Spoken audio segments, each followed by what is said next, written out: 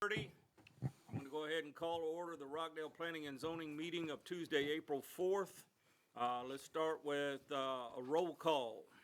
Chair Williams, Here. Commissioner Williams, Here. Commissioner Davidson, Present. Commissioner Miles, Here.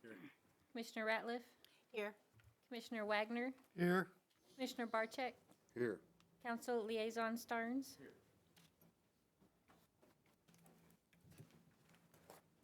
Looks like we have a quorum. We'll go ahead and proceed. I will remind you that we are being recorded visually and audibly. Please speak into the microphone. Citizens communication. No citizens communications. All right, presentation. Receive a presentation from Chair Williams on the city council meeting. The last city council meeting was held on March the 13th.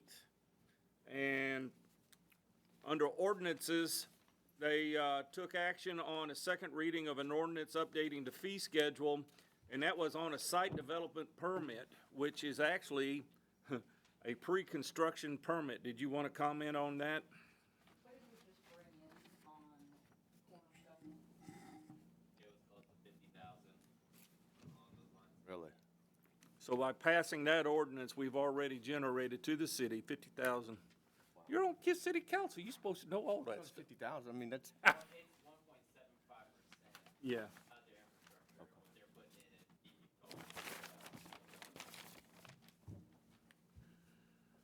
and The block grant got passed to proceed. At the hot funds, we know that spun off because we had, at our last workshop, we had the hot funds workshop presentation. And then it came down to action item B, consider taking any necessary action on a recommendation from the Planning and Zoning Commission regarding a plat submitted by Corey Hall for property on Ramsey. And that's the one where we included the in perpetuity.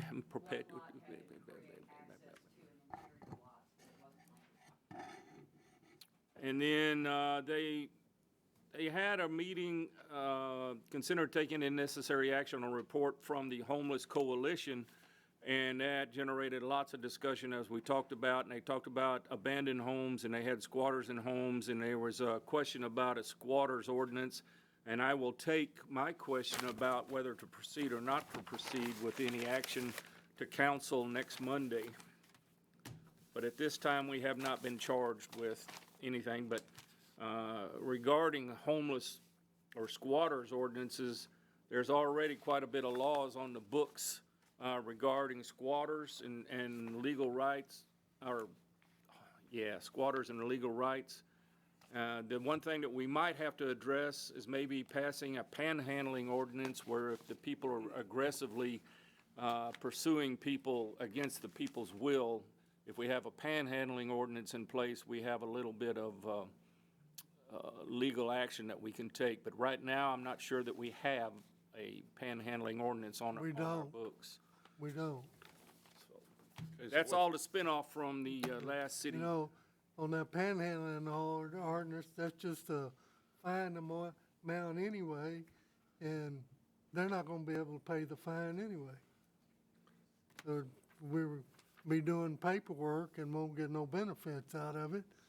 And since we can't put them in jail no more on Class Cs, that does away with your leverage.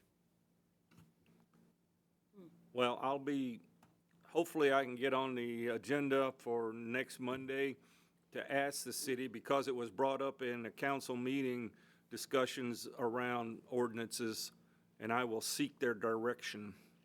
I'm not gonna pursue it on my own. All right, then, that concludes my presentation from that city council meeting.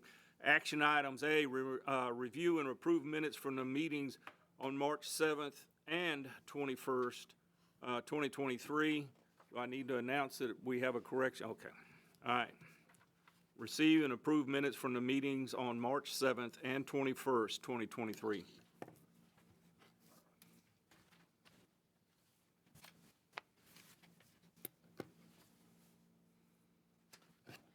I'll make a motion that we approve the minutes.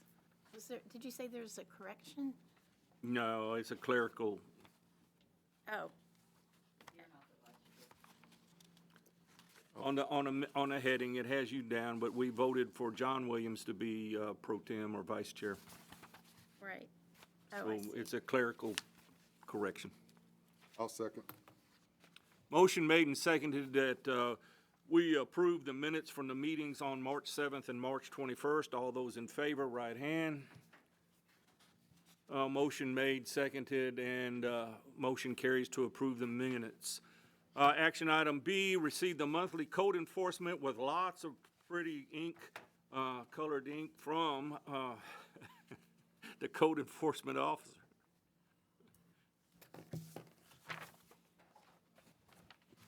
Take it away, Ben. Page page 7. 7, actually. I remembered. There's your beautiful code report on the screen there. If you have questions for me, I'll feel free to answer them. But busy month for high grass. It's the beginning of high grass season, spring. So you'll start seeing the numbers jump up like it normally does.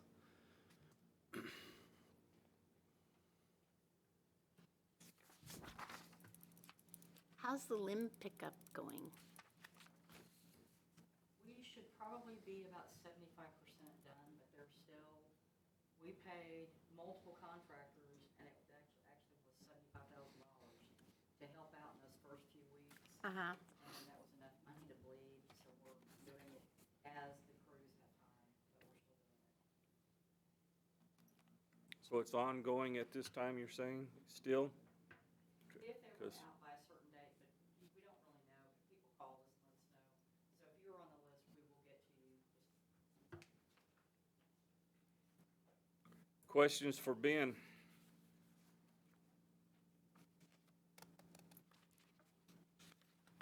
Thank you, Ben. You're welcome. Thank you, Ben. Action item C.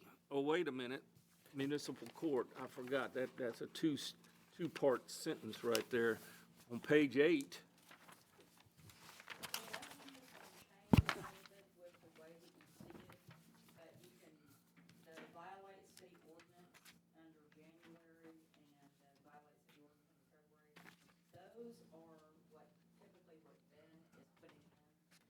Those are what he is filing with the municipal court. When they don't respond to Ben's letter, Oh, got it. I send them a letter. oh, And yours are probably, they sign for yours, don't they? They do, They and were- they're much more responsive to Judge Wagner, so we've asked if we can just sign his name to our letters. well, I have it on good intel that the judge sent out like 36 requests to show up for court, and only about 6 showed up by letter. But when the the police officers went out to those same addresses, suddenly those people had time to show up for jury duty. Not here. All I had was 8, and the rest of them are coming to see me. Moving right along then. We don't get it very often here. It's not like the big cities, but sometimes you gotta show up for municipal court. Yep, well, you can be fined up to $100, sir, if you don't show up.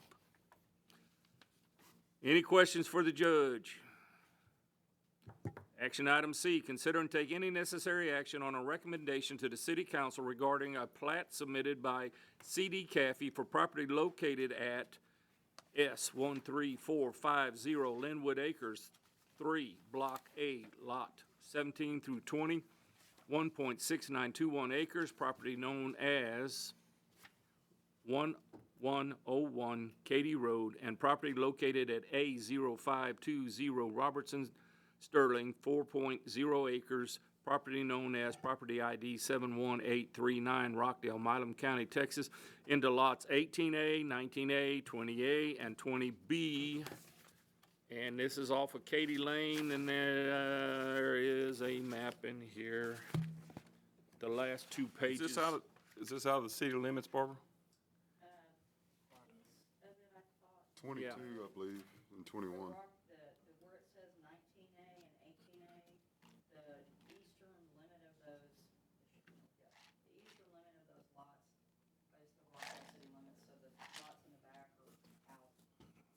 But they're actually being included now with the lot to the front. So the front half of the lot will be in the city and the back half of the lot will be out.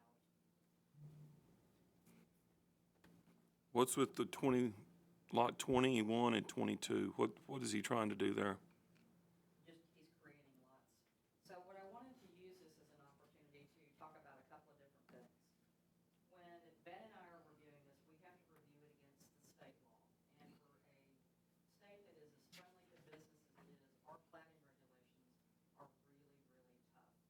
And one of the things it says is if you take any land that has been limited in the last 5 years to single-family or duplex zoning, and you change the plat, you add those lots, then you gotta notify everybody within the original subdivision within 200 feet.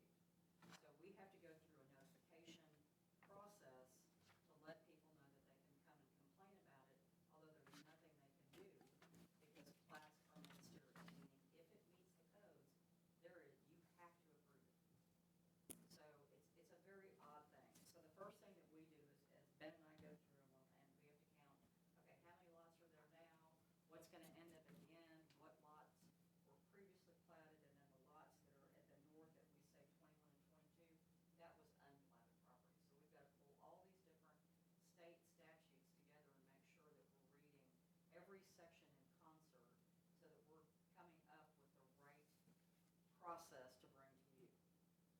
At the end of the day, it doesn't matter if we notify them because it's not like their complaints can do anything. You still have to approve it. So it's a part of the law that is, it's frustrating for the people doing the review, for the people who are doing the planning, and for the people who get the notifications.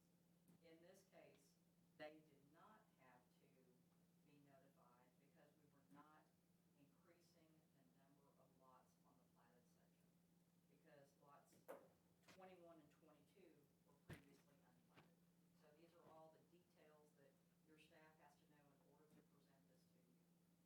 What it led us to do is we have created a calendar now of when people need to submit to us, because if there is a notification, it's a 14-day notification that we have to get out by mail, and we also have to send it out to the newspaper. We have a weekly newspaper, so we've got to back it up and make sure that we've got it in time for Kyle to actually get it in the paper.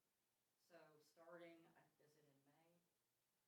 We'll be doing an actual calendar that we will publish that tells people when they need to submit their items to get to the planning commission. Typically, it's been very, get it in, within a day or two, we can get it out. If it's a plat, we cannot do that. If it's zoning, we cannot do that. So we're just gonna set uniform deadlines for people to submit their applications so that we can make our mandatory notifications. Dumb question for you when you get there. So, Lots 18A and 19A, how are they accessed? okay, so what is unusual about this is if you look to the east of there where it says lot 18 and 20, that lot 19A is combined with lot 20. So it looks as if it's a separate lot because what you're seeing down the middle of it is the Rockdale city limit sign. It is not its own lot. So lot 19A incorporates the area where the metal building is and to the east where the house is. So it's picking up part of the county property and putting it together with that lot. So you're renaming, basically, you're renaming. Correct. So it would be 19, 20, and 19A will all be 19A Well, 19A is together. with 19 and 20, yeah. And 19A are all a conglomerate lot. Okay, And the new name is 19A. okay, you're renaming. Same thing under 18 and 17. Those are going together with the property that was in the county. That will all be lot 18A Which will have access off of Katy Road. off of Katy Road. And why is the little half yellow box around, what are you trying to tell us? There. What they're showing there is that little box, is they were using that as their front yard setback. And that is not how a setback would go. So the setback for the front yard is not gonna be that little block. It actually needs to be where it says BS1 with a little line down to it. That entire area needs to be the front of the yard, rather than just that little block. Does that make sense? No. Yes, right here. So, Oh, I see so, it, yeah. so that there's not, They were saying that this right here is the front yard, because they're as if this is the way that it would be, but it wouldn't be. This is the front yard, so they need to bump this up to be 25 feet across here and all the way across. but we were talking about 18A right now, right? Yeah. So their Yeah, I know. so their Something BS, flipped. oh, so their BS1 on 18A is the same, same deal, same setup. Right, so the one was the front yard setback, so that's the 25 feet, and here they were just saying it was in this tiny little block. So my question is, back on 18A, Bottom Okay. corner. Down bottom, the bottom Yep. yeah, I know. of your, so what's the little yellow line at the bottom? This one right here? Yeah, is that just a setback? No, Yes. that's yes. a utility easement. Anything colored in yellow is a utility easement. Okay, that's all. Okay. Okay. So when there will be a new survey done on this. This is the new survey. Well, then, how come, if it's a new survey, how come if they're basically renaming, I'm just gonna use 18A, how come they're gonna lead those setback lines through the middle? That's only, what if somebody wants to build a house right there? If I got that whole area, Where, That's show me where you utilities, are. though. What are you That's utilities there. Right here? yeah, but those Yeah, like dotted it's into lines, two those lots. dotted lines is setback line, isn't it? Nope. Okay, they're So all, this is a utility easement, and you'll notice it's not here. What that dashed line is showing you right there. That's is that's city limit. simply city limits. so there's no setback lines going through 17A, 18 and 18A? None, where the yellow is, that's all utility? That's all utility. That's Okay, why that's good. colored in, because the yellow tells you, and that will limit where they can place their house, because you can't build over a utility easement. So they are constrained to either be here or be here. here, but they can't span it. Okay. Hey, what's going on with the triangle up top? I know that's out of the city limits. So it's just happened, you mean that it's just the Yeah. land configuration? And the only concern that I've got is that they're showing this as the front yard setback right there, and it should just come across like that. So the access to 21 basically is at the end of Katy Road? Yep. Right here. Yeah, right, that's Yeah. the only access into Yep, there? see, the lot line is right there. That's Oh, right right there at the there. dead end. The lot Okay. line is right there.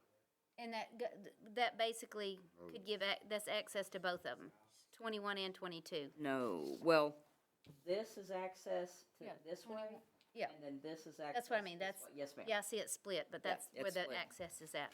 Or Yep. what is the note up here at the top, Barbara, says provide any deed restrictions? Oh, if there are deed restrictions, unusually, again, this is state law, we have to see them because it's a residential replat. So we have to see if there are any deed restrictions and if they're doing anything to modify or change those deed restrictions. We cannot enforce deed restrictions, but we're required to ask in this condition.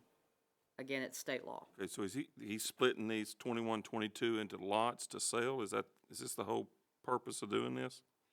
21 and 22 were previously, this entire area right here was unplatted. So that's why I'm saying we need to name it 21 and 22 rather than name it a 20A and a 20B, because that indicates it's been platted before and you're renaming it. But this is unplatted property that's part of the subdivision. So you're taking these lots that are being re-subdivided, you're adding area outside the city limits in, and then you're taking an area that's never been platted and platting it together. So it was a little bit more complicated, a But- lot more law we gotta read. But for resale? Yeah, It's just- yes, it is to sell, Yeah. correct. So, well, okay, my question is, with it being, is there any restrictions on it? No idea, we're asking, that's all we can do. Is that if there aren't, that's fine, but if there are, they Well, just have to that's show not us. fine, because that area, I mean, is he gonna make a restriction of, some type of restriction for housing? I mean, could it be, obviously, he could put a mobile home there. It's out of the city limits or not? Okay, it's outside the city limits. So you're saying if there's any deed restrictions that are being on the deed? If they exist today, we need to see them. Yeah. Not that we're asking him to place deed restrictions on it. And he's already gotten that from you, that request? Have they gotten this? Okay, So, So if we do anything, we've got to note that request? if you're asking. If we for want to deed approve this, restrictions, we yeah. have to, with annotation? Yes, Can we request deed restrictions, like no mobile homes and stuff like that? you can request, you cannot demand, Okay. yeah. Well, I'm requesting that it's got to be within reason of what's in the neighborhood. I mean, the minimum up there is 1,902 square feet of a regular slab-built home. Not any mobile or modular or a business or anything else up there. Okay,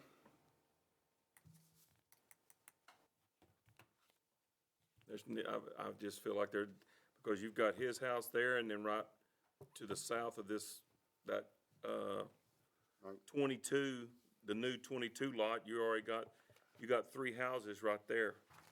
And I don't think they would be very happy if somebody come in and 10-9, put a mobile home in behind there. yeah, 10-9 and 8, that's houses.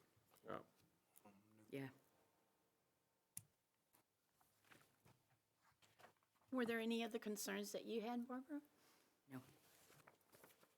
So would they have access to city water and sewer with this being where it's at or not? It does, we'd have to check the sewer to make sure they can make the fall for it, or make the elevation. But one of the things that also changed in the fee schedule is it's 1.5 times for water. So they get charged extra because they don't support the water system through their taxes. Looks like one of them has a well and a septic already on it. Mm-hmm. Yeah, But there's a water meter right there at the corner, Yep. 21 and Entrance. 19A. Where do you see that? Right at the entrance, That may be, 21 and 22. that may be Oh, there it Kevin's. is. Got it. so there's a possibility that they might be at some time requesting water. they're large enough at 1.8 and 2.1 both individually to be on septic. You know, so they can have septic or they can have city water. And typically, the reason you'd want to be on city water and sewer is because it's reliable. You don't have the breakdowns that you would have otherwise. I'm just kind of thinking that if you say we can ask and not demand, which I totally agree, you know, but then also if they ask for water at some point, there should be a mutual agreement there. You know what I mean, both ways. Maybe there can be, you know, if they want to ask at any time for water, maybe we do need to know about restrictions or exactly what John was talking about, what might go there. It kind of goes both ways. That, in my opinion, it needs some type of restrictions because of the neighborhood it's in. It's gonna access Katy and Skiles Road. Well, Katie's actually gonna be the one, it's gonna be a city street accessing that. And, I mean, you've got Jeff Nowak behind all that, and he accesses through Brazos, which turns into Palomino Lane or Road. But, I mean, with this small of acreage, I mean, to me, I wouldn't wanna, I would like to know that that's got some type of restrictions for housing and residential only. And I would think with him trying to sell his own home, he would want to make sure that, Yeah. you know, everything. Well, But we need to cover And the that- bases now before it gets done. Are you Because then- selling too? Yeah. The easement, satisfied, there's a gate there, just about where you got it circled where it says revise, but there is a pipe gate, well, probably right there where it says water meter, but, that meets the requirement for ingress egress by having that easement there. These 21 and 22 won't be landlocked, right? Correct. The distance of L1, which is that area, is 25 feet. So they have a 25-foot frontage to a street. So they're, Each lot does. yeah. So they're basically taking half of the street. So your concerns were the designation of 21 and 22 not to be 20B and 20A. You were saying that you had questions about the setback. You said we had questions regarding deed restriction, and there was a question about water, and I lost a train of thought. All I did was write down water. What was the concern on water? If they're going to ask for city water, because there is a well on what is currently framed Lot 20A. There's a water well, and I don't know if they plan on drilling a well for 20B, or if they want to go for city water and city sewer. Linwood Acres doesn't have any deed restrictions. Yeah, Linwood Acres does, but this is EXO. Yep. But minimum. this is part of the, okay, I'm getting Yep. myself confused. Now, the other thing that we can ask them to do Linwood is to Acres stops annex. right here. Right, but This is can't the we last- say that this is, You can't because the city. Say it again, Barbara, your We can request for request annex? that they annex. If they want city That's my services, question. request that they annex. and what would be involved with that? They just do a petition. Then we could have restrictions, right? Well, it's zoning. Zoning. We'd zone it, yeah. But you see And then where that I'm would going with protect this? it. Oh, yeah. Anybody can come in here and buy You can that and do what they request want. that they annex, but if they don't, you're still, It's still a conversation. it's still a conversation. We're still right back the same where we started if they Yeah. don't. Barbara, let me try it again. Your concerns were the designation of 21, 22, concern over a setback, concern over deed restriction, question over water request, question on annexation. Were these all the questions that we've addressed so far, or, I mean, is that inclusive, or did I skip something? Nope, I think you got it. So do we need to send this back to Kathy before we We go any can't. further? We can send it to city council with the annotations that we just made be addressed. Again, the state says if you don't deny it, it's approved within 30 days. You can approve with conditions and send it on, which is typically what communities do, is say, we would like to see this, and then when it gets to council, if the council says we're not gonna provide them water, we're not gonna do this, then they would recommend denial, but I can't see that happening here. I think this is a community that wants to work with our residents. We know the CAFEs, that it would be something that we would say, okay, for the protection, can we do a deed restriction? Can we do annexation? Can we, and you're dealing with reasonable people. You said a word and I just approve with Conditions? conditions. I think that's the biggest thing, is just the restrictions. Well, then I'll make a motion that it's approved, providing that Requesting, that we request no mobile homes. We request that he annexes so that they do have to follow the Linwood Acres deed restrictions. And if there are deed restrictions, he needs to provide those. What else is part of it? I have a question. Mobile home or modular, that's two different deals. You can't Is that- restrict modular, the state won't allow The you. state No, you doesn't can't. allow If that. it's approved, you can't. But you can, the state will allow you that they have to do comparable value to homes within 200 feet. I'm adding that to the motion. Okay. I have a question. Yeah, I've got you. Go ahead, Business. Charles. So in one of Jim's, sessions he held, he was talking about, offering utilities or offering water for, to try to, convince them to annex, like a agreement you make. If we offer water, they annex. That's Like, what I was that's something saying. you could Yeah. shoot towards them. Yeah. And maybe work a deal out with them to get them to annex. That would also include trash removal and stuff too.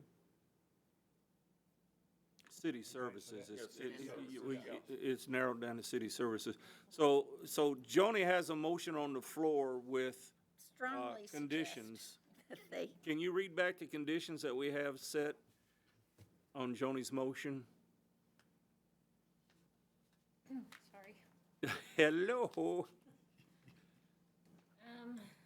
Approve, providing the city requests no mobile homes. Requesting on deed restrictions, and if he has any, to provide that to us. Restrict a comparable value to homes within 200 feet. and requesting that he annex Yes. into Linwood Acres, No commercial, right? Yeah, no commercial. which would take care of the mobile home part too. Yes. I'll second the motion. Can we add just the technical changes that the staff had on the drawing? Yes. Okay. So I'm gonna go ahead and say that the motion is to approve with conditions as set down so far. We have a second. All those in favor of approval with conditions, raise your right hand. Motion made, motion seconded, motion passed with conditions. Whenever we were asking for self-annex, were we asking for that on 18A and 19A also, or is that just 21 and 22? It would be anything that's not currently within the city limits. Okay. 21 and 22. Because could be odd, not that it's gonna happen, but if you had somebody else, you could take the back of lots 19A and 18A and do pig farming, because it's outside the city limits. See, we have those lots from Brazos, intersection of Skiles, east. Every one of them homes has acreage behind it outside the city limits. Oh, yeah. But, I mean, it's, yeah, and there's nothing wrong with it. I wished I had some of Jeff's. He won't sell it to me. Imagine that. I mean, if it was mine, I wouldn't self-annex if I already had a built like where Kathy's at, you know what I mean? It's, I would see that would be an issue. I mean, I wouldn't do my own home anyways. Now, someone new coming in or new builds on these others, I could see where, he possibly would agree, or there could be some agreements on this, but who would on your own home? yeah, especially if you already have utilities or, from the front. Yeah, His home is in the city limits. Oh, it is. no, but 19A. Oh, yeah, yeah. The Now back- 19A his is pool- his his pool pool house and and pool all house that's isn't. not, right? Yeah. Is there a designation floodplain through there? We do not have any designated floodplain in the city of Rockdale because we haven't had a FEMA study since 1985. So it would be what you infer off of your creeks. Cause that's a really low spot back there. Are we not getting maps soon? Or did I not hear that we were getting There's something maps? happening at the county, but I Like don't think it's soon? raising to the level of a FEMA floodplain map. At least with what I've been involved with, is I was getting excited thinking we were getting something really soon. we're getting something, but it's not a FEMA floodplain map. We're getting something like a state, general land office, I think is who's helping us out, but it's not to the level of a FEMA floodplain map. Or flood insurance rate map is what they're called, firm maps. Okay, moving right along, let me ask staff a question. Are we anywhere near close to the rough draft that I can present to city council on any of these three agenda items, workshop items? Yes. Should we prioritize the ones that are close enough that we can draft a rough draft today. I'm gonna say the revitalizing corridors, and that's what we're gonna show you momentarily.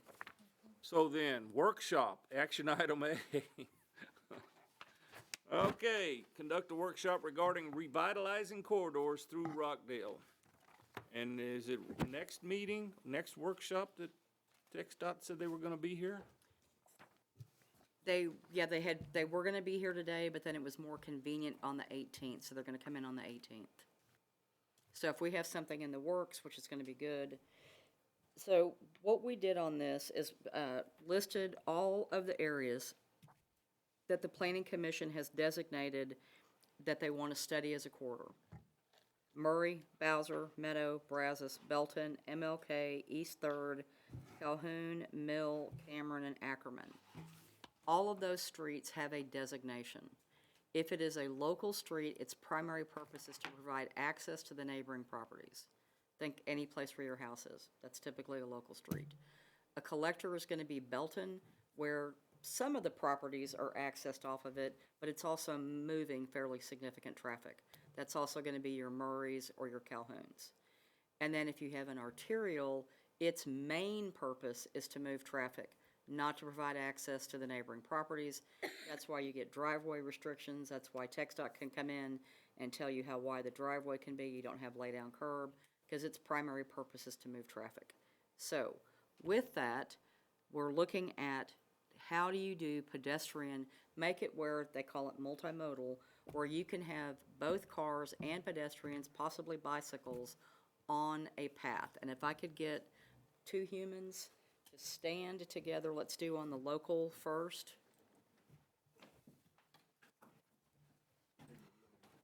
And stand in the 4-foot section next to each other.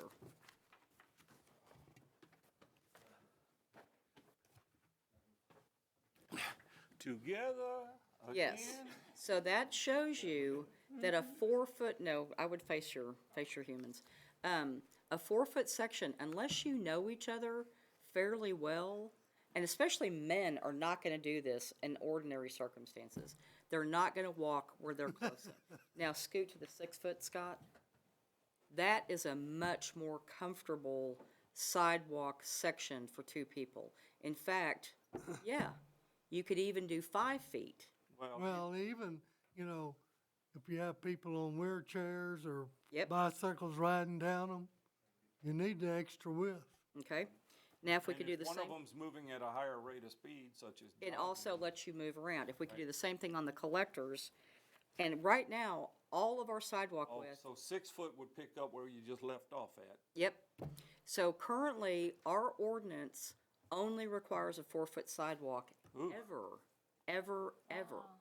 And then think about if you're next to, on Belton, you may not want to be that close to where cars are.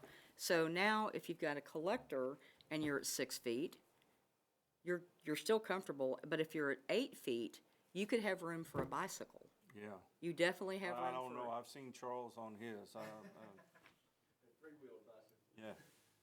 And then if we come up to the arterial and we go even larger, Ah, then you've actually got, you could have laned people, you could have a way where you've got people, you have pedestrians, you have place for bicyclists, you have places for joggers. So again, that would be 908, 487, that would be your. 908, that would be your 487. $79. suggested width for 79. that, and this is again on Belton and Murray and Calhoun. And that would be. any other local street, that's gonna be your, well, we've got East Third in here, we've got Mill in here. So if you want, what we can do is take that as an ordinance change to the council and recommend that we expand our sidewalk widths. And I would say that our minimum sidewalk width goes to 6 feet. Is this gonna be here Monday? It can, Oh, there'll be chairs all over the top. there'll be of it. chairs all over it. Oh, man. So we're saying a minimum of 6 feet for the local and collectors. Yep, And then arterial, Minimum 8 foot, suggested 10 foot.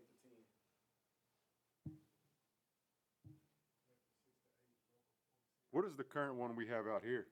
The new, 4 feet. it's only 4 feet?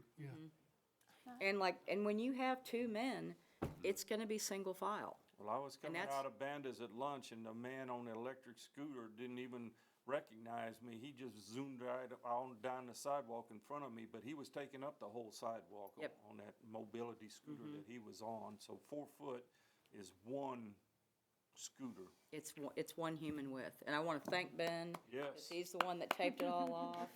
He did a really good job. But I mean, it helps to see what it Absolutely. feels like Absolutely. to walk it. So Absolutely. are we saying 8 feet for the arterial? Arterials. Minimal 8 foot. Right. Minimal 8 foot. Okay? Fit 2 lawnmowers. We recorded, I won't go on there. The arterial? You might be able to. Yeah, 2 36-inch lawnmowers. Yeah. Yeah. Okay. Oh, so we need to have a width restriction on our riding lawnmowers on sidewalks? Yes, that sir. are greater than 36. Yeah, they can't have what the mowing deck can't be cut, more We than. can't have 60-inch mowers on our 48-inch sidewalk. The other thing to look at is what you're gonna start seeing downtown, is you're seeing what they call street furniture. You're gonna have benches, you're gonna have planters, you're gonna have, trash, which are the typical things, and then we're also going to have the light standards. Oh, and Gerald was supposed to bring in those light poles. Yes. He We promised. have a fluted light pole with an acorn that goes down. So if that's something else that you want to see on these corridors, we can do an ordinance that requires that they provide an appropriate level of street furniture. We can say, for every, I don't know. Okay, 500 let's feet. digest this one at a time. Okay, First suggestion was lighting. There needs to be a minimal lighting, we're pretty well in place with lights at all major intersections, but on these corridors, your suggestion for lighting is, residentially, typically, they're gonna go every 300 feet. For commercial, it's every 600 feet. That's the typical standard that I'm used to seeing. and you need an okay from us from that, a suggestion from us, or what? Because we don't have any standard. We don't right have it, now. we're creating a standard. So it's the same type of light, it's just whether It's it's spacing. commercial, it's the spacing, whether it's commercial or. Yeah, but wouldn't it, especially residential, stop and think, I mean, you're saying 300 feet between poles? On, say, Murray? I mean, that's a football length field. I mean, that's a long distance in between, especially if you're doing residential. Like, if they're walking up, going up Brazos, like, I mean, It's- it's so dark as it is now. I mean, if even you went 300 feet, to me, I think it would be, if we split the difference. About 100. what it is on Post Oak where I live. They have aluminum lights about every 300 feet or so. It's And it's about still every dark. 5 or 6 houses. Yeah, I It's mean, still dark. Well, But- it's not just the footage, to me, it's the type of light, type of Yes. light. to me. I mean, it's not just the footage, you know? Okay, let's start like this. How many people want lights in our ordinance and standards? So, okay, we agree on that. So, yes, ma'am, we're gonna start with lights. Should we okay the minimal standards? Did we do that already? Tell me where I'm at on all this, on the sidewalks. So I think we've talked about sidewalks. At the end, we'll come to where we actually do a motion. I'm writing down what it is you've said. But Okay, if you want lights, so if you think 300 feet is gonna be, our minimum lot width is 80, so you're talking like 4 houses. Would you rather see it at 250 or 200? Well, It needs to be, it it just needs to seems be like closer the than 3. corners of a block. How, what'd you say, 80 Yeah. feet is the block? No, it's A lot. a lot Oh, is okay. typically 80. Why not the corners and split the difference? 'Cause Okay. I mean, because some of the, Yeah, I like some of the depths are different Yes. going up Brazos. Some of your lots are deeper from corner to corner than other ones. The further north you go, the bigger the lots get. so do we do a maximum standard of 300 feet, hoping for a minimal shorter distance? Would you say lights no farther apart than 300 feet is what I'm trying to say, but And then no I'll farther make sure that they're apart? at every corner and a maximum 300-foot. So if it ends up being 301, you're gonna add a light. Yeah, that's where I was trying to get at. If you want to do 250, you say 250. Doesn't matter to me. She just needs a number for us. to start Yeah, with. just like going up, you know, when we go home, you know, we go up Brazos, and it would be so nice to have every corner lit up. And then in between, and that would be anywhere in town. So do Because there's so every much. corner plus 300 feet maximum. Maximum. Because some are gonna be 70 foot across the front, some are 75, Exactly. some are 80 now. Yeah. And I'm Or 40, talking, or 40. yep. Yeah. Okay, but 40. and how do you do it going east and west, like on Skiles or Sager or, you know, Well, that goes back to your denotations, whether you're Every talking about 300. arterial or whether you're talking about, so now you've got to come up with a standard where you're going to have this standard. are we can just do talking the light corridors? standard everywhere, whether it's a corridor or a non-corridor. We can set up a light standard that says you will install lights, and my preference would be that they be downward facing, so there's no reason to light the sky. You want to light the sidewalk or whatever for people to walk on or for people. It's called moonlighting or whatever they call nowadays, or what is that new designation? Lunar light, moonlight, something? Yeah, Where it what they're doesn't trying to scatter do- sideways? Yeah, they're trying to keep, it's called a dark sky initiative. There it is, yeah. But so if we do every corners, then maximum 300 feet in residential areas. And then in commercial, it's typically 600 feet. And a lot of that is because on commercial areas, they have their parking lots well lit. So that's why the public doesn't typically need to go in and pay for the light standard or pay for the electricity. So it would read something like, commercial areas, 600 maximum, when parking lighting is, I would just do 600 feet. we'll do a minimal standard, 600 feet. Okay? Anybody want to discuss that one? Commercial area, having your lights 600 feet apart. That's a lot. I mean, Yeah, because I like the 300 period. if you're in an industrial, say at an industrial, Yeah. like the industrial park, you know, or whatever. Well, take Lynn's building, take the building down here at the railroad tracks where y'all are at. That building by itself is how long from east to west? 500 feet. I don't know, there's a lot of lights on the inside of it. I looked up there. How long it is. They're right there. 500 across from some feet, I Rockdale Building believe. Material, you know, with, Lynn's got the welding shop and stuff. I mean, that's a big building, just to stop and think how long that building is. 300 foot, or think of it as a football field. I mean, you're going from one light here to 2 football fields to the next light. I think it ought to be 300 foot bottom max, period, across the board. But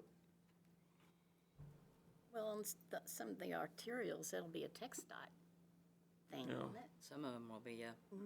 and this is mainly on street lighting, correct? I We're mean, this talking is street lighting. We're talking streetlights. Yeah, so just say if that whole side of the building of Lynn's was down by the street, well, it sort of is. If it was 600 feet long, he'd only have one on one end and one on the other end. And it'd be dark in the middle, which, So do we have to break it out residential? We just have a blanket? So y'all want to have a blanket, make it simple. You may, uniform light standard? okay. Yeah. Well, and we can address it, if it comes to us and we have to, What if he want different type of lighting on his business or in that area?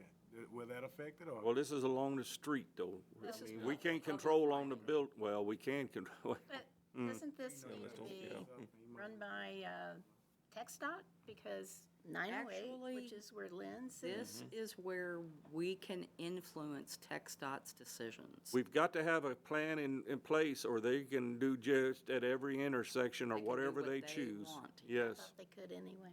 well, They do, with our money. Doug, are we missing Wilcox on this list? Didn't we add Wilcox We to sure, this list? we did. We did. Where's Wilcox? Whoops, sorry. good We catch. did. That's a really good catch. The building is 350 feet? Yeah, Lynn's. It's 350. So just stop and think, add 2 of them and one light on each end of that building, that's 600 feet. That's, Yeah, we're, It's almost a block. yeah. So I like the idea of one on each corner and one in the middle. Yeah, that's good. John made, I don't know if it was put down earlier that every street corner and no farther than 300 feet apart thereafter. So let's start it with that, and then, because it'll come back to you as an ordinance, and in the interim, Yeah, please pay attention to the street lights as you pass them, and see ones that you like, and try to get a distance for what you think makes sense, both on arterials and on lesser streets. yeah. And that way we'll have. Just like what the text dot put out here is different than what used to be here. These are those night, dark sky lights. They beam down, not out. So, Barbara, can you share with us again, where are the vintage-looking fixtures going? How many do we have? 14, Central area. and they are going, yes, they're going in the central area, and I believe it starts at Scarborough and goes to about Rice. And those will be going in soon. I hope so. I mean, we already got them. We physically have them in our possession. We're waiting for a design plan that allows them to go into the ground. And they'll be on the corners, right? It'll be more than just on the corner. Okay. What was the plan on that spacing wise? I'm gonna have to go back and look at the plans, I'm not sure. Are we close to, in what we're setting forth here, you say? That, I hope so. from a planning, Won't be more than urban planner, you're saying 300 is kind of a standard anyway, right? It is, but Yeah, there won't be enough. these plans were engineered by MRB, and so I can't pull in my head what those separations are, but we can always say going forward, this is the standard that we want to see. Well, city council can change it all on me anyway, so we just need to have something to present. To recommend. And do you want to do to your point, the type of light? I mean, I buy lights all the time. I'm just saying, you gotta really, I mean, there's some that really put out, and there's some that just doesn't, you know. So, I mean, So if we were doing, we're doing lighting along corridors right now. We're not trying to do a general lighting standard, because if we were, we would say that we have to have uniformity of lighting in the central area. So then the next lights coming in would match the lights that we just purchased. Street lights. But is this something we're addressing now today on corridors, or is this a lighting standard that we're going, where are we at? What's going on So here? for lights, you can do it citywide. You can do it just on the corridors. Well, I would recommend that we make a standard that we do for all new development going forward. And then we just say all lights will be at every corner and no further than 300 feet apart, and you will look like this. And that's for only public lights, not for lights you put on your building, not for parking lot lights, only for lights that go on. Does it need to be like a minimum wattage or illumination, or is that, Well, I What are we think getting at? that's, yeah? that's a standard, I can't do it right now, but they're all LED, they're brighter, they last longer, they are, there's more illumination, but it's a cleaner, bluer light and it shines down, It's more of a daylight, a white. yeah. yeah, that one that's up on the corner of Brazos and Infield is a funny color. And I think it was maybe I don't know, it's on one of y'all's polls, but I think somebody else put it up, you know, as an individual or whatever, and I mean, it's something there, so it's not dark, but it's, The old mercury vapors would go from bright white to yellow as they aged. yeah. They don't shine down. It's just- So how is this affecting Cornerstone? Cornerstone already has their design done, and so they actually are gonna go in with a similar design that they're using, and I think they are on a 300-foot spacing. Okay. Similar design to, What we purchased for the downtown. got it. So can we offer that if someone with a business or commercial property wants to use those, that you'll give them the information to purchase, or will that need to be? Do you understand what I'm saying? I think so. Currently what we do is with Encore is they have certain standards that they use, and they do have a historic pole. They do have the one with the acorn on it. the ones that we bought were because Encore would not provide the lights to us because the design was flawed.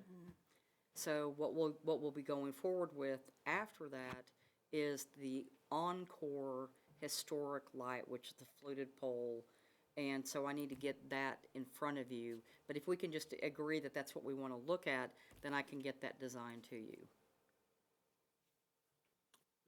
We had it in Jim's presentation, if it's still on the laptop, but, But those are the ones that we bought that are similar to the Encore. okay, Oh, I I got you, see. all right.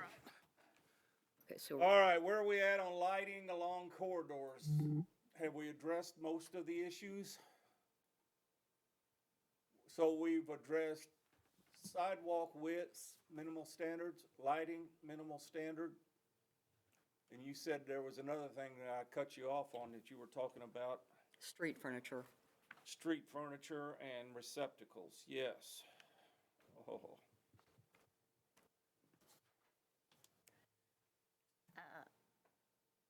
I don't know if we need street furniture on all the collectors.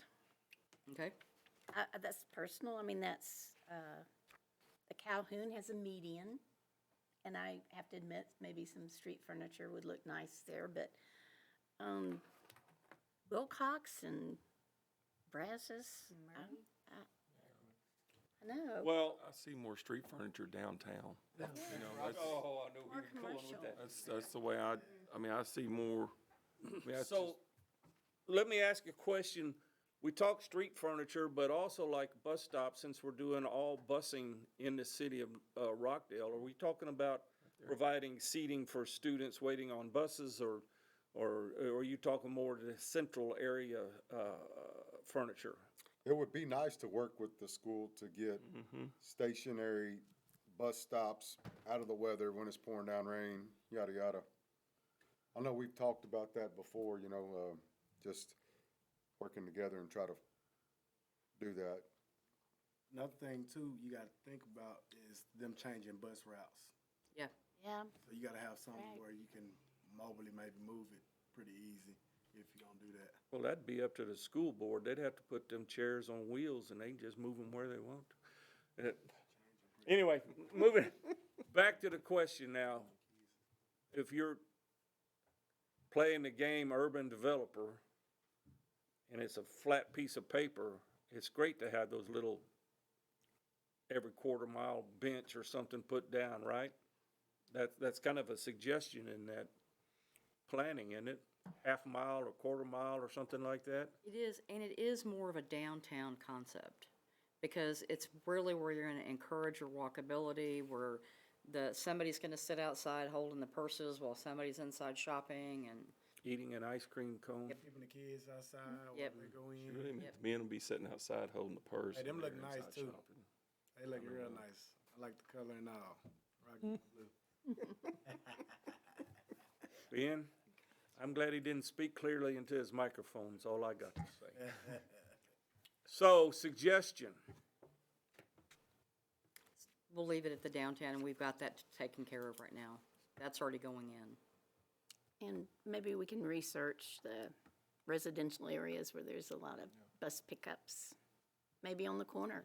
Exactly, well, With the the light corner fixture. right there on Brazos and, is it Yoakley? That's where I think the bus comes up and picks up every morning, drops off every day. I mean, there's. yeah, so there's do we every want to morning when I had workshop corridor furniture at a 8 or later 10 date, kids. or Okay. what do we want to do for a rough draft? What's your suggestion of staff?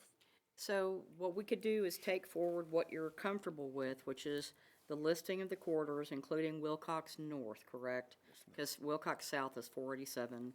We'll do lights at every corner and a maximum 300-foot separation, and then we'll do with the Encore historic pole with the acorn light. And also, we were gonna include on there urban cross-section as far as curbs and all that kind of stuff along corridors where we go, Currently have that. We That's have that. currently a requirement, yeah. okay. Wilcox North will be more, collector. Good job. Good job. Wow, Charles. That is good. So, if we were rough drafting this, what else, what other pieces would you like to see included?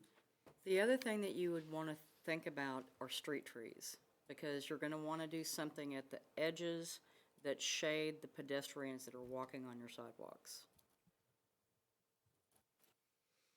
Now, how do we include that along a corridor, that we want at least one tree every 600 feet, or what do you I mean, I don't know where you're at, so tell me. Okay, so street trees generally go in every 100 feet. Oh, So, because you think about if you've got an oak tree, it's got a 50-foot spread. Over time, those 50-foot spreads will come together and actually provide shade.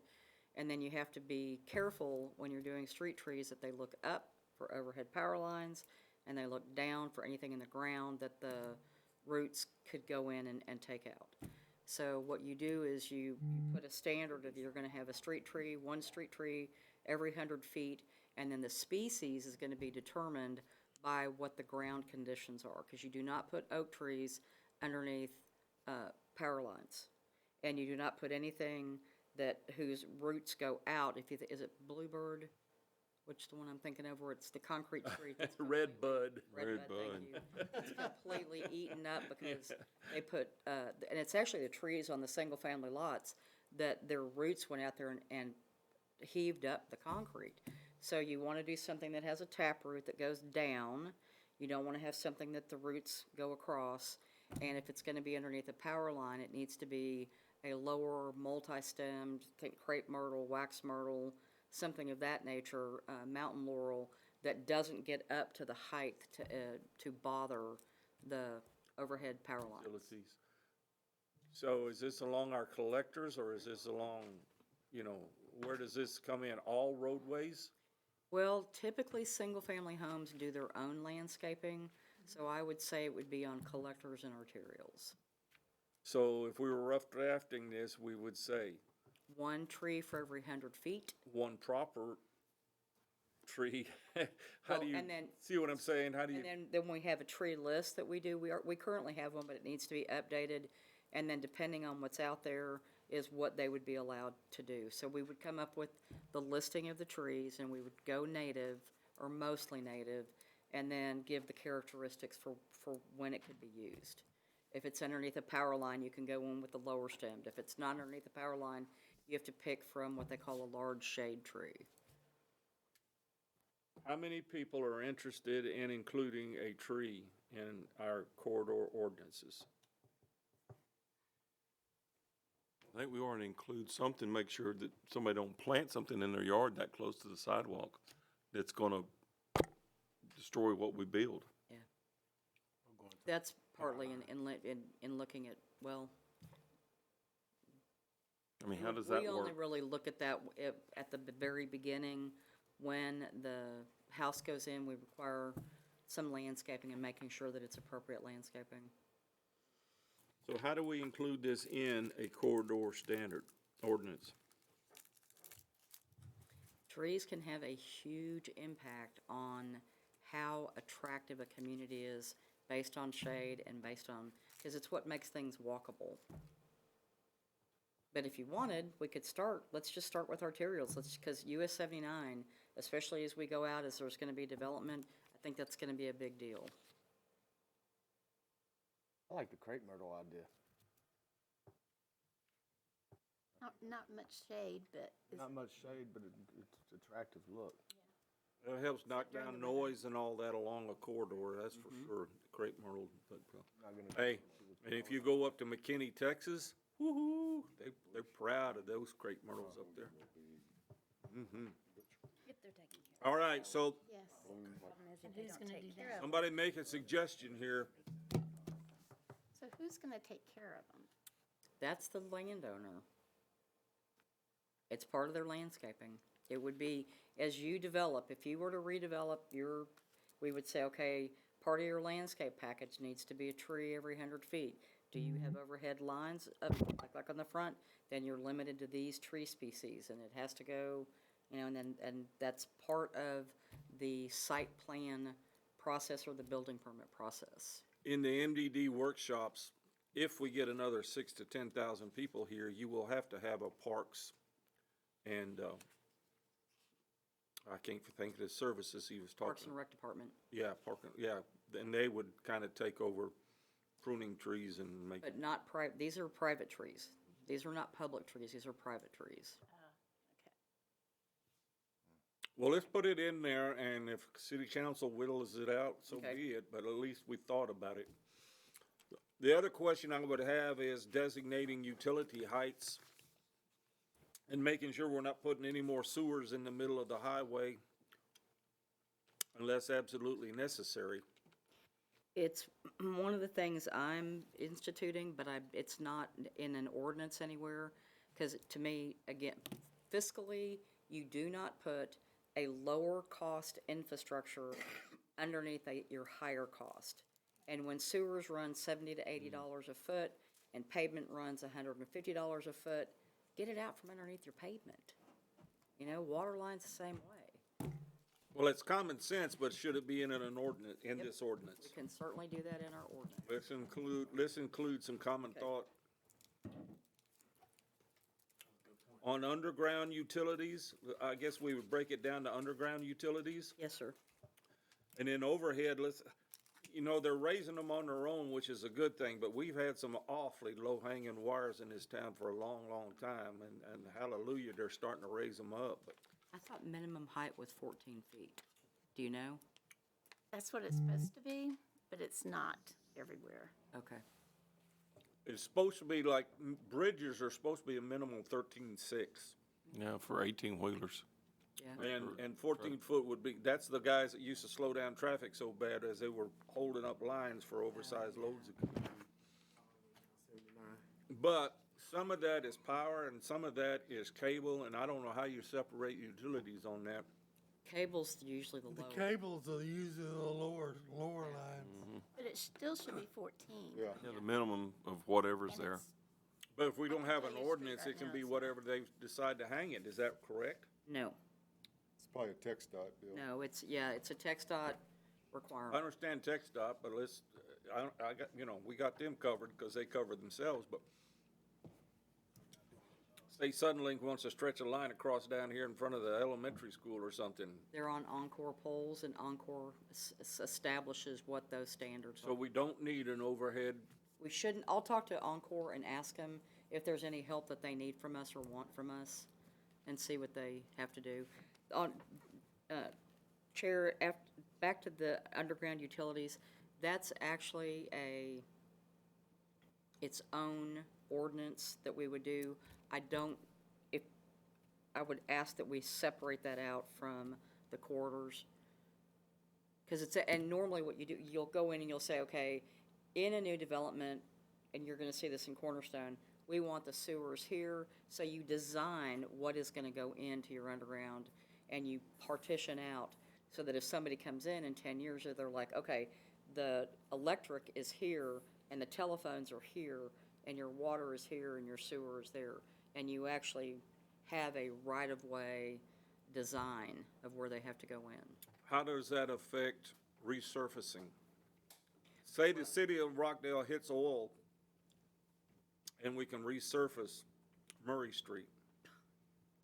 At that time, all the underground utilities ought to be moved before we resurface the street. How do we address that? You are absolutely correct. So that's why, Okay. And what are your feelings about burying electrical? There you go. Looks Me wonderful. too. Well, and they'll tell you, but it's too expensive. It's just too expensive. Until we have a winter storm Uri or a winter storm, whatever the last one was called, and all the trees break all those, break all the lines, and then everybody's out of power for 5 days. It's like, to me, it makes sense that we require all new subdivisions to go underground. Cornerstone is should. going to. A whole lot cleaner looking. 100%. Sure. Yes, way cleaner. Yep. So is that in with this, or is this something different? Is that gonna be the utility requirement? No, it's actually ordinances that would come through here. I'm just saying, if we can separate that out right now, then I would put that as a separate ordinance. Because one's like a right-of-way management, but I think requiring underground utilities is the way to go. I do too. I agree. That's great thought. It's all about expense, is what I've been told. so do we break out underground utilities on corridors Sure. Up front. now, or do we kind of include a little footnote about resurface, or how do we address that? We'll do it together, but they're gonna end up being separate ordinances. Okay. Okay. So what do we have so far on corridors? Okay. We've got lights on every corner, maximum 300 feet, using an Encore historic pole with an acorn light. We have street trees every 100 feet, and is that arterials only at this point, and we will get a street tree list. And then we have requiring underground utilities for all new development, and that we will do a utility management, essentially, program where sewers and water are outside of the pavement. And sidewalks. Oh, yes, and sidewalks. Oh, and the sidewalks are 6 feet for local and collector, and then arterial roadways are 8 feet Minimum. minimum. All right, question, committee. Hey, bright eyes. Hey, I'm listening. I'm good. You and Sean, I don't know, there's something wonder if going on here. Encore- Y'all are hypnotizing each other I into wonder the If nappy you talk to time. Encore, do they have any plans for burying any of the electrical Yeah. on the arterial? No. No? You would think they'd want to. I know. Any other questions regarding our rough draft corridor?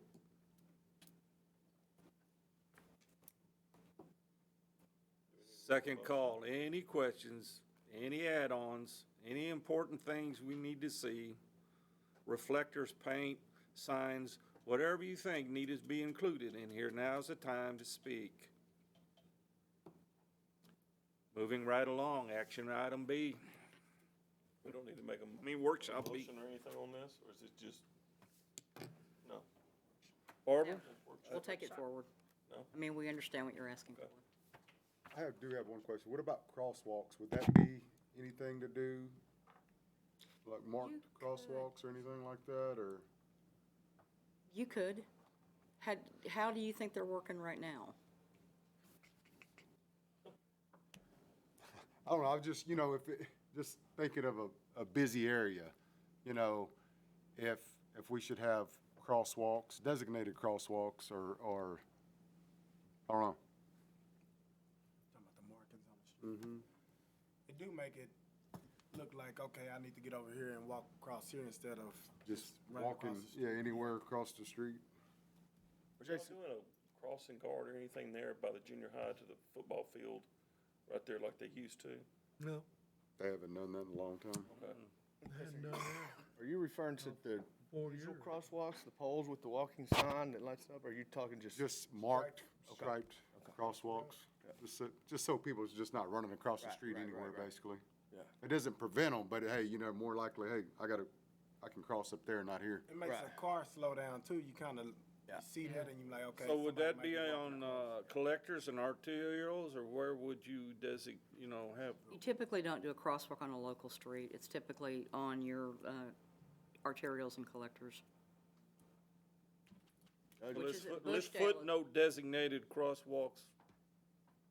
I don't know how you do that high-traffic area, because You would just say you would do crosswalks on all your collectors and arterials. that's what I meant to say. Judge is gonna get them for jaywalking if not. I have a question. You said signage, right? When you were just saying, Well, signage is actually a part of it. I mean, TxDOT has their own standards, but right. as far as I know, it's up to the police department for signs here in Rockdale. So my question, and I know there's something, I just don't know what it is, but it come to mind, Joan, when, what's the gentleman that was speaking last meeting? On our Zoom? What was his name? You know him. Yes, I'm sorry. know him. I was, I know. making my notes. Yes, I do know him. Okay, so y'all know who I'm talking about? Yep. The lawyer. Yes, and he was saying, he used the example of the billboard. Mm-hmm. That example where it drew so much attention and so much, and was paid for because of all the attention that it drew downtown or wherever it was at. What is our policy on billboards? We don't allow them. And so are they not gonna be allowed anywhere in the city limits or anywhere, no matter, All these are grandfathered, right? All the ones that we have, that's all we can ever, they can't be replaced. Or Well, they can be, can't be added. Yeah. Any can't be added. Yeah, no new ones. And the state ended up doing an odd, it was an appellate court that essentially almost did away with billboards because they said that you couldn't say that it was off-premise advertising if you had to read it to say it, because it has to be content neutral. So it kind of struck out all the billboards. Because they're, by memory, 14 by 40 is what their typical dimensions are. And so it was just, all of our signs have to be limited in size, and nothing is that size. so there's no billboards in the city limits besides No the ones, more, no more. besides the ones that are here. And the signage on your business is, very well structured too. It can't be so far, what was all that about, so far above, so far this? What was the rules on that? A wall sign has to be below the roof, and if it's above the roof, then it requires a variance. And it's limited to, I think, 1 square foot per linear foot of what you have. We just went through this over at y'all's place to look at that. Well, that's a And good then it's- example. And you have a because- detached sign, then you have window signs, you have, what they call monument signs, which are low to the ground signs. I haven't had any complaints about our sign ordinance, because it's very flexible. Have y'all had any problems with it? Okay. Well, and y'all's area is a little bit more open to where you could see a different sign. I'm thinking just even in my area, you know, you got Rockdale Ford right here with signage, and then boom, you're right here, and you're gonna have to be really, really looking to see any sign I put there, you know, because then you got city property right after me. What about a pole sign? Have you thought about those? Like Rockdale Ford has a pole sign up. Yeah, but what's the stipulation on that? What's the, I'd that's- have to go by memory, so yeah. I'm not as, But, I mean, it wouldn't do any good to put anything on top of it, it's a flat roof. It doesn't do any, you know what I'm saying, it's just like Gonzales going in. On, He's talking about one that's like off the highway, you know, just Yeah, facing right, along with the highway. it can't project on, it can't project onto the highway right of way. right. Like downtown, you can't have any signs that go out towards the highway. It has to be parallel to the highway, because the highway right of way actually goes to the front doors of all the buildings. tell me. So Tell me. yeah, so you're not supposed to Yeah. have any signs that go out that, but if it's behind the highway right of way, you can have a side Yeah. perpendicular sign. How are the signs at your, because I know you've got a changeable copy, don't you, on yours? Yes. And it's, The, you have a the short. company that we used went to the city and got all the ordinance information, and they're not gonna install a sign that isn't gonna be legal, so to speak. But when we bought the business, the sign that was there was on actually text dot by about this much. And so we had to move it. And don't you have two different, like one that's shorter or something and one that's a little taller? No, Any- we just have the pole sign. Just the one pole sign? Okay. So what do we want to say on signage? Anything? No, I was just trying to figure when he was saying that how much it brought in and how, I mean, it was enough to where they paid for it. I mean, it went under, you know what I'm saying? I know at one point, when we had a tourism committee, we discussed doing a billboard outside the city limits, directing people in, whatever was attractive. Even we talked about different businesses, they could pay for a place on the sign that would entice people to come off as like 77, for example, and come Yeah. into town. We can do wayfinding signs, though. Yes. And what are they called? Wayfinding, Okay. Does that need to be permitted under an ordinance, or what does that do? normally you come up with a community design of what you want. And so it'll tell you what your attractions are. I think definitely your motel is the oldest in Texas, is one of them that would be there. You would have, I mean, it would be more to your parks. Or you need an ordinance from us to do that. You can, you absolutely can. Even if Do a it's outside wayfinding the city. sign. Yeah. So we term it as wayfinders, or are we limited, or what's the suggestion here? If you're gonna, typically, communities don't allow off-premise advertising. They want you to advertise on-premise. Wayfinding signs are a way to get away from that, where they say, this is where your historic downtown is, this is where your historic hotels are, this is where our shopping area is, and you come up with something that is branded for your community that I think, you know, you can get anywhere from Milam County, that kind of a thing. If you've been to Bryan College Station, they've got great wayfinding signs. Yeah. Those are really good, and they tell you how to get somewhere, and they're really bright, and they're colorful, and they're fun. So How that's, do we permit that along collectors and arterials? we'd create an ordinance for it. Or is it all roadways? No, you do not want those on local streets. That's where I'm trying to Right. get to. Yeah, you want those on your high-traffic corridors, which by definition are your collectors and arterials. So write me down. Okay, in the future, we will get that. So what, go ahead, sorry.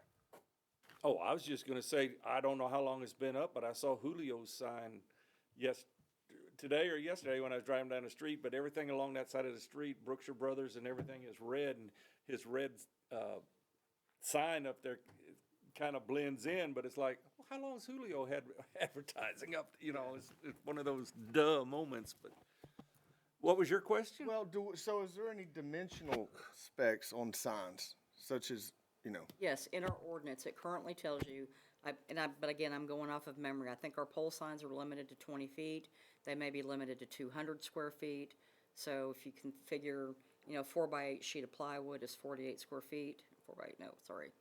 4x8 is Well, we just put into what you just said is, I know what you're saying. 24. I was Yeah. totally wrong on that. any I signage know along our you're going. corridors has to meet our signage standard is Right. what you, So you would create one for wayfinding signs, and they would just, but typically, those are, again, owned by the government, and then we let people put their names on it, or we decide who goes on there, and We could also do, as far as wayfaring, those blue signs that say whatever you want it to say, Lodging or restaurants, hospital, parks. hospital. that tends to be, those are the text dot signs. Those are text dot. Those are text You dot. have to pay for it, Yes. and they're expensive. Last time I checked. Okay, so we can get one out on 77 that says, there ain't nothing here in Rockdale, keep going, or? No, you can get anywhere. Because usually they say that in the list of the prominent restaurants or locations or stuff like that, if you're on interstates Yeah. or whatever, and you're coming on an exit, they'll tell you what to expect there. But you could do that, like, on 77, that would take you down 79, that would say lodging, restaurants, those broad categories. I spoke with Lamar Advertising a couple weeks ago, for friends over there, and they're thinking about putting in the first digital billboard in Milam County off of 77, so past 79 and 77, or 79 in this direction, so coming in either side. But it'd have to be out of the city limits, of course, right? And did we include ETJ in our sign ordinance? Have we done that? Okay. That'd be really good, to have a sign showing what restaurants you have in town It'd be coming off of great, it'd be 77. more personable, No, they say might wanna Julio's get or, And use grab their something. brand, whatever that's Yes. gonna be, and welcome, so to speak. Brainstorming, kids, y'all are brainstorming. I done detoured into a unknown town to go Digital grab something to eat signs are before. impressive. They are. aren't they? And it, 6-second slots. When you see, or They do. there's a It's like a powerful. fast food Yeah. restaurant That down could- that road. Yeah. I can exit right quick and go get something to eat. Right, That's really right. quick, Some just fun thoughts. 3 minutes. And I had one more thing to say just before we close. Okay, so I was at a local business on Friday evening, one of our new local businesses, and I'm going to say this because it's come up kind of in our meetings before. And when I'm sitting there, and of course it has the nice new big windows, when I'm sitting there and just socializing, all of a sudden, this 18-wheeler, not speeding, goes right through the four-way stop. I counted five And then, five people on a Sunday. still sitting there, still sitting there, probably within 40 minutes, a dually right through the four-way stop. And then a small car. There's way too much happening, and something is going to happen bad because you have cars parked, and some are parked maybe a little illegal outside the line, but that stop sign can't be seen. So it needs to be seen. It needs to be it needs to be lit. What would help is they're The gonna, one when that- they resurface that road, if they'll put new paint down, that'll help. We're gonna get into that in parking here in a minute, by the way, but. Okay, so they're not seeing, right now, before somebody gets run over or killed, because they're all crossing every which way, you know, that sign can't be seen. Could it be east, crosswalks? west, or They were north, go- south traffic? They were going headed south, Crosswalks might help right there in that area too. the north-south, headed We building north-south. and stuff right there. But they can see coming this away because it's on the one-stop side. Right. They can't see where the cars are parked both sides of the That's a good point. curb. I mean, you know what I'm saying, in front of Brad's building and this away? And that's where, it's bad. It's real bad. How long is that stop sign? So, Forever? just, I don't know who you notified to local make them people running highlight it, that so they sign know it's or there. something. Can you Oh, request a No kidding, we were sitting there, and one of them, To lit, the lit sign or something until we can get, one of them stopped 3/4 of the way through the intersection and looked up and said, why did you even stop there? Just keep going. but it's not just the height of the automobile going through. I mean, it was a 18-wheeler, it was a dually, and it was a car. So it's something else going on with this visual thing. We stop, we know, we live here, we've been raised here. But apparently everybody else is going right straight. Well, Then who would seeing put that a stop? stoplight, you know, they might not even be paying Southbound attention. traffic? They were headed north. North, South okay, headed okay. north. North The makes more south can sense. see because it's at one stop. Yeah, that's what I was gonna say. Okay. The headed north, you can't see because of the park, you know, the way they have to park. Do we need a street light at that intersection? Oh, you ain't getting one of Traffic them. light? We ain't get one at the school. But not We only need to get that, one. with, Wouldn't meet the warrants, I don't think. But it could be the stop, have you seen the stop signs that blink? that's what I'm We were saying, a talking lit about up that. stop sign. Yeah, they got one over there on 77 going out of Cameron. Yeah. It has a light around it, around that But we now stop sign. have, That would make a big difference. Flashing. but we now Yeah. have little kids playing Yeah, in that corner over here. So when one runs and that happens, they're gonna end up right over here where all these little kids are playing in the, you know, that little Underneath the other old side. garage Yes. part, yep. And I mean, Do it's we just have really, really reflectors on the stop Okay. signs? Do they But have they're older, reflectors on they're them? older No, I stop don't signs. think They're so. not. Maybe we can start with reflectors on That's them. what I said, maybe anything to draw their attention. Okay. That's just my comment. That's a good point, though. That is a busy intersection. Oh, yeah, I know. What about the sign ahead saying stop sign ahead? That's what I was, yeah, I was thinking that. But heck, you're Yeah, turning. you're too Yeah. short. It's- They turn the light Yeah, and they, Coming from one the highway. block. Oh, they turn right. There'd be Or you'd be turn rumbling as soon as you, like Yeah. if you did the rumble strips. You'd Well, be they run rumbling. it the other way too, 'cause It's not even a full I- block. I forced the guy to stop the other day. I stopped, and I knew he wasn't gonna stop, and I pulled out. He Judge, was pulling a trailer. He's slamming on them brakes. Well, That's 908, Judge. that's 908 and Yes. Bill, Judge, you're worth more than that. You got- All right, moving right along. The judge is telling us terrible things here. Here we go. You want to attack parking or you want to attack fencing? If we can do parking, what Boy. do we do about parking? First thing I would suggest is we need to rearrange a lot of stuff down there, but the second thing that would help would be lines demarcating. won't they be doing that on the They news? should be doing that, but you They know, haven't done it yet. when they redid right there in front of the post office, now all they did was hard surface. They threw some asphalt down and some rocks. They never came back and put any lines in there. And that's been A long time. 5, 10 years ago, but They never remarked, and so Okay. we're gonna have to have a requirement for marked parking, Okay. Well, that especially in the central area. They need to, that section right there is so tight between sidewalk to sidewalk, between the post office and across the street. Those parking spots need to be angled back more to keep. Yes.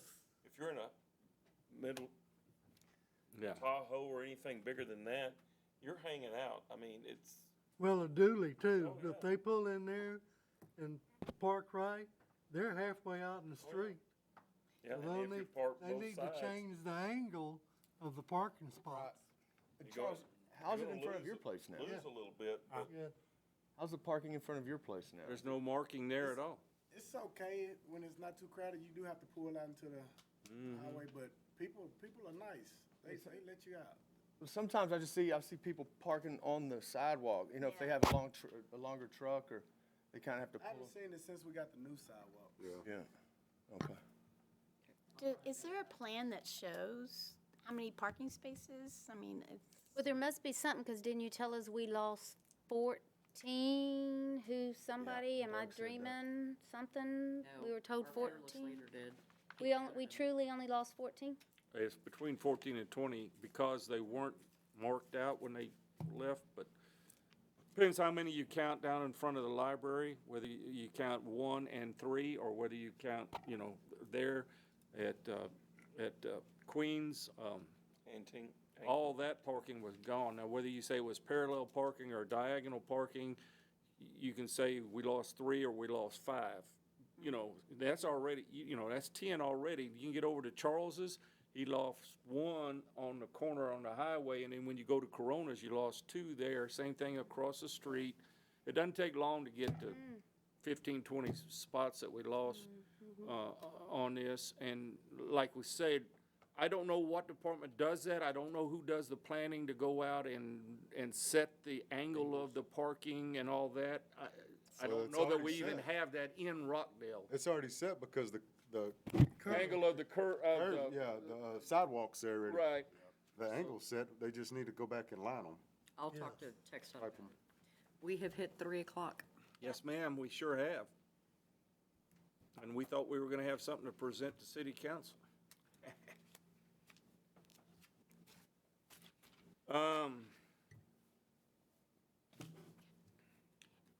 Nothing on the corridors you can present?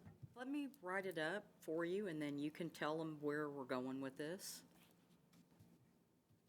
Because this will be the 3rd time I've gone before them and say, we're working. As far as me asking their direction, I need to be, that needs to be an agenda item, me talking to them, not communications from citizens, right?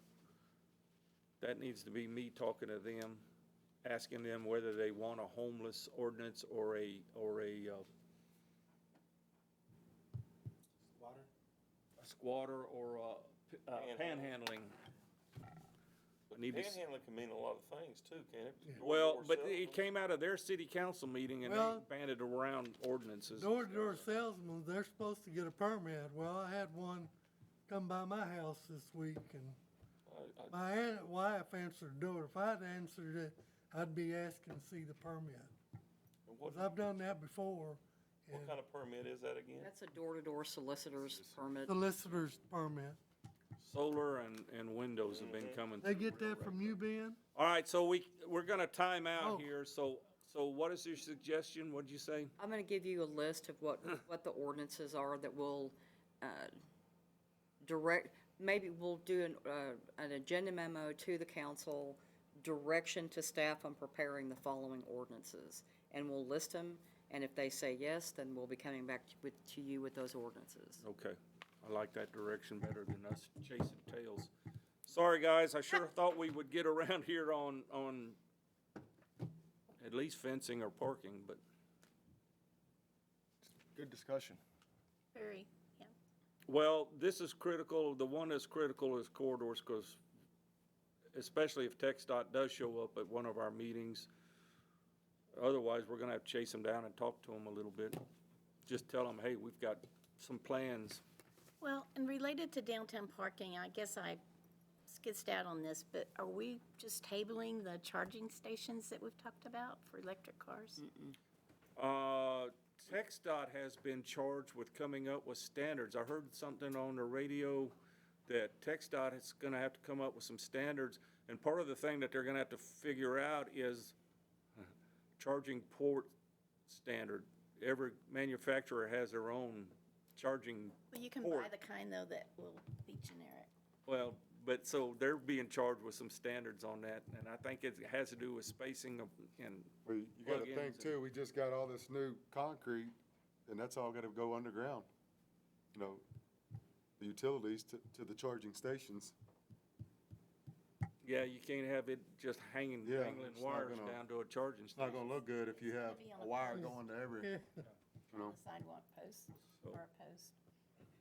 All right, I'm sorry, guys, we're gonna have to time out. So it's 3:05, and I'm gonna have to adjourn the meeting. That's the way it is.